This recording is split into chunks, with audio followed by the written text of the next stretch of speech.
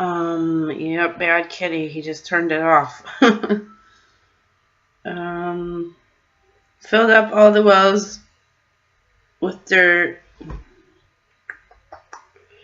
Okay, he reopened the wells his father had dug, with the Philistines, which the Philistines had filled in after Abraham's death. Isaac also restored the name Abraham had given them. Isaac's servants also dug in the Gerar valley and discovered a well of fresh water. But then the shepherds from Gerar came and claimed the spring. "This is our water," they said, and they argued over it with Isaac's herdsmen. So Isaac named the well Esek, which means argument.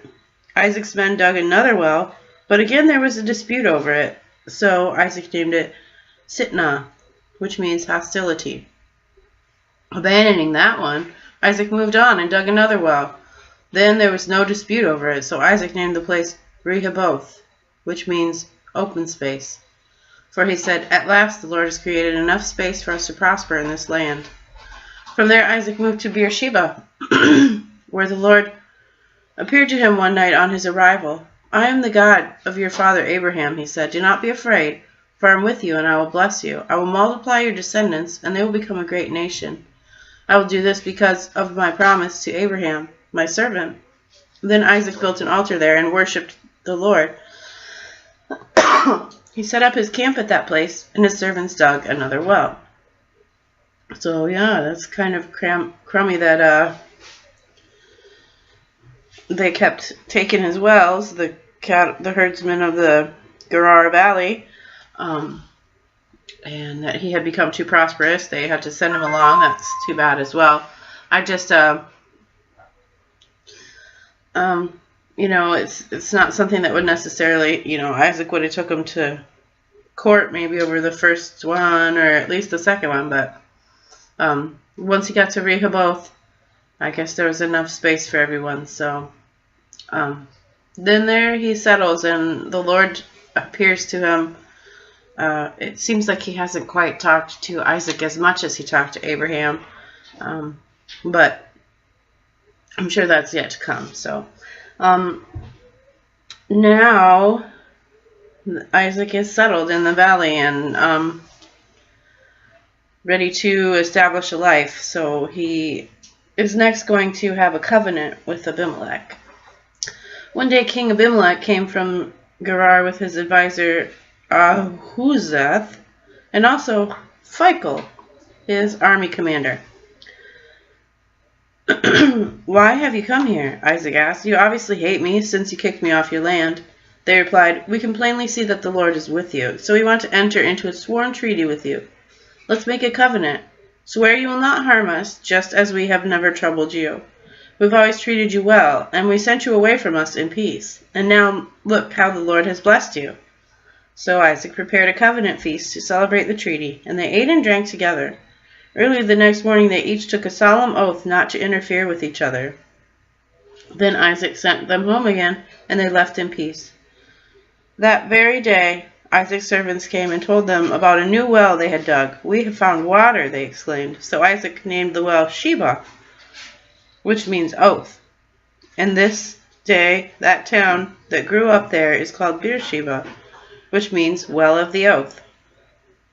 At the age of 40, Esau married 2 Hittite wives, Judith, the daughter of Beeri, and Basemath, the daughter of Elon. But Esau's wives made miserable life for Isaac and Rebekah. Oh no.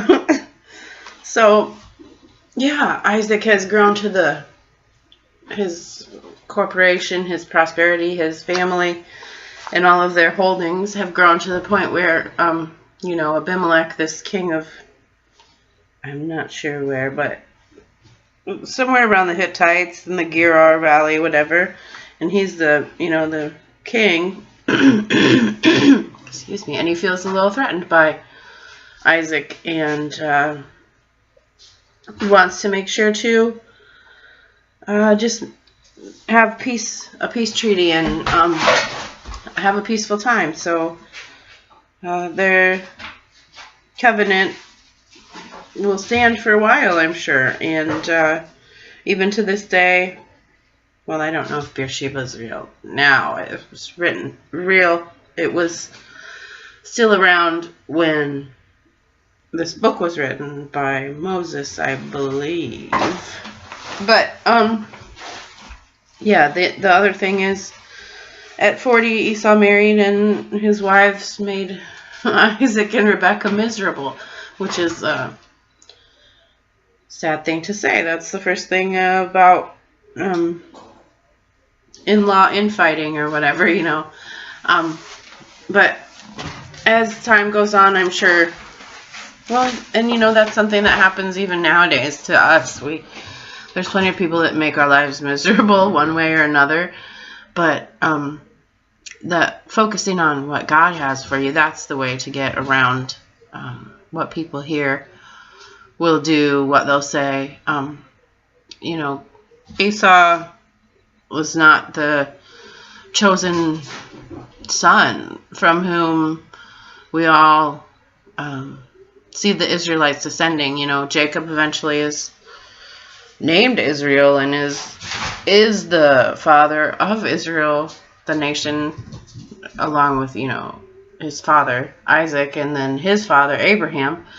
But the ultimate line that God is establishing is flourishing, and even Abimelech knew that the Lord was with Isaac at that time because he could see him flourish. And that is what God wants for you too. And that's a really important thing to remember. He has plans for you to prosper, not for disaster, for a bright future and hope. That is Jeremiah 29:11. Oh, sorry about that. 29:11, Jeremiah, one of my favorite verses, but it's what he has for everyone in store. And you know, that's part of the excitement of the fun of reading the Bible is, what did he have in store for Jacob? I can't wait to hear the next, and Esau, you know, but can't wait to hear the next, excuse me, the next installment of this story and how things went down. And it's just amazing to really read and understand and sink in there to what the lessons are of all of these parables and stories that God has accumulated for us right here. So I just pray that you'll take that into your heart and keep on questing for what the Lord has for you, because it's prosperous, it's flourishing, it's abundant, it's shaken down, pressed together, making room for more, and overflowing into your lap. That's what he wants to give you. And just pray that you'll have a blessed day to serve him, and let this just really change your life and change your way of looking at things.